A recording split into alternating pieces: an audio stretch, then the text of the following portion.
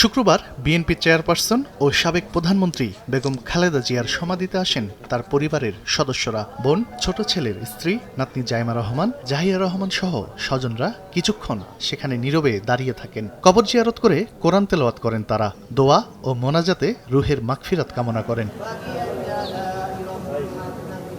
পরিবারের সদস্যরা সমাধিস্থল ত্যাগ করলেও আবারও সাধারণ মানুষের জন্য উন্মুক্ত করা হয়। ছুটির দিনের সকালে তীব্র শীত উপেক্ষা করে দূর দূরান্ত থেকে ছুটে আসেন বিএনপির নেতাকর্মী ও সাধারণ মানুষ।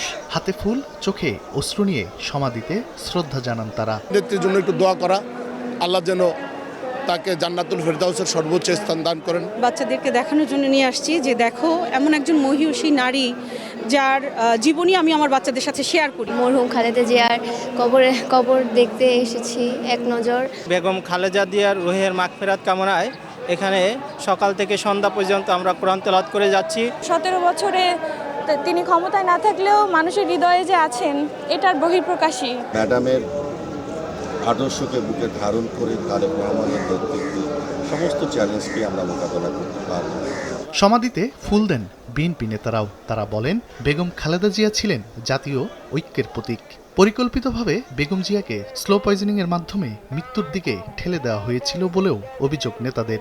আমরা বাংলাদেশের পক্ষের সকল যে রাজনৈতিক শক্তি রয়েছে, গণঅভ্যুত্থানের পরবর্তী সময় সকল যে রাজনৈতিক দল রয়েছে, আমরা চাই সকলে আমাদের পূর্বের ভেদাভেদ ভুলে গিয়ে আগামীতে সকলে মিলে বাংলাদেশকে একটি গণতান্ত্রিক রাষ্ট্র হিসেবে গড়ে তুলব। তাকে স্লো পয়জনের মাধ্যমে হত্যার উদ্দেশ্য ছিল, সেটাই আজকে হয়েছে। এই হত্যার দায় আওয়ামী লীগ শেখ হাসিনা এড়াতে পারবেন না। ওনাকে অযথাই অত্যাচার করে, অনাচার করে বিনা চিকিৎসায় যাতে উনি বেঁচে না থাকেন, এইভাবেই ওনাকে আমাদের কাছে ছিনিয়ে নেওয়া হলো। জুমার নামাজ শেষে বেগম খালেদা জিয়ার সমাধিস্থলে ভিড় আরও বাড়ে। প্রায় 2 দশক ছিলেন ক্ষমতার অনেক দূরে। দীর্ঘ সময় কেটেছে হাসপাতালের বেডে। তবুও মানুষের হৃদয়ে ছিলেন, আছেন, থাকবেন বিএনপি নেত্রী বেগম খালেদা জিয়া। দাফনের 2 দিন পরও এই সমাধিস্থলে ভিড় তারই জানান দিচ্ছে। জিয়া উদ্যান থেকে তানভীর হাসান মেঘ, সময় সংবাদ, ঢাকা।